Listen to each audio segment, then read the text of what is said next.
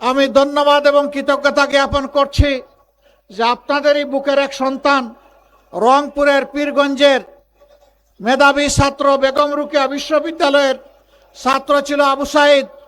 বুক পেতে বলেছিল, হয় আমাকে আমার অধিকার দে, না হয় আমাকে একটা গুলি দে। সে ডানা মেলে বলেছিল, বুকের ভিতরে তুমুল ঝড়, বুক পেতেছি, গুলি কর।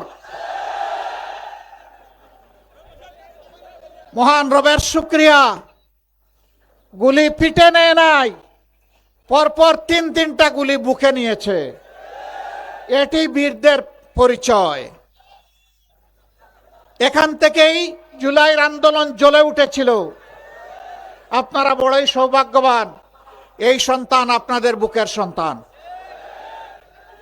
আমরা আপনাদেরকে কথা দিচ্ছি, আধিপত্যবাদের বিরুদ্ধে আপসহীন যোদ্ধা হিসাবে আবরার ফায়েদ প্রথমে শাহাদত বরণ করেছিল।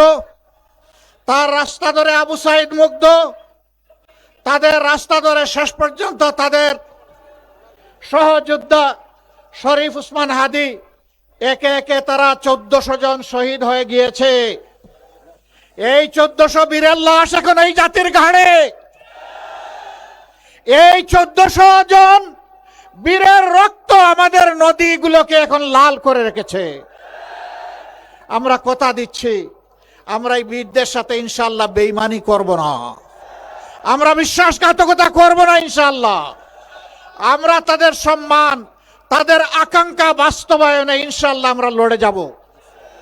আমরা জানি আমাদের জন্য নদীর অনুকূল স্রোত নাই, আমরা নদীর পাল্টা স্রোতে সাঁতার কাটছি। আমরা দমে যাব না ইনশাআল্লাহ। আমরা মঞ্জিলে পৌঁছবো এই জাতিকে নিয়ে, মুক্তির মঞ্জিলে। আমি পরিষ্কার বলেছি অনেকগুলা জনসভায়, জামাতে ইসলামী এই জোটের সবচেয়ে বড় দল, কিন্তু আমরা কোনো দলীয় সরকার কায়েম করতে চাই না। আমরা কোনো পরিবার এবং গোষ্ঠীতন্ত্র কায়েম করতে চাই না। আমরা বাংলাদেশ জামাতে ইসলামীর বিজয় চাই না, আমরা চাই 18 কোটি মানুষের বিজয়। তিস্তা পার থেকে এই বিজয়ের আওয়াজ শুরু হয়েছে সারা বাংলায়। আলহামদুলিল্লাহ, এখন মুক্তির পক্ষে গণজোয়ার শুরু হয়েছে। এবারকার এই গণজোয়ার মানে 24-এর সেই আন্দোলনের তেজ। ওই আন্দোলনকে আমরা বুকে নিয়ে সামনে এগিয়ে যাব ইনশাআল্লাহ। এদেশের যুবক যুবতীরা যেমন লড়েছে, লড়ে যাবে, তাদেরকে দমানো যাবে না, থামানো যাবে না।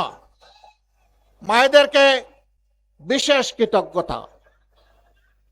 এই আন্দোলন প্রথম জ্বলে উঠে 15ই জুলাই, যেদিন আমাদের কলিজার টুকরা মেয়েগুলার হাতে গায়ে হাত দিয়েছিল ঢাকা বিশ্ববিদ্যালয়ের সন্ত্রাসী গুন্ডারা।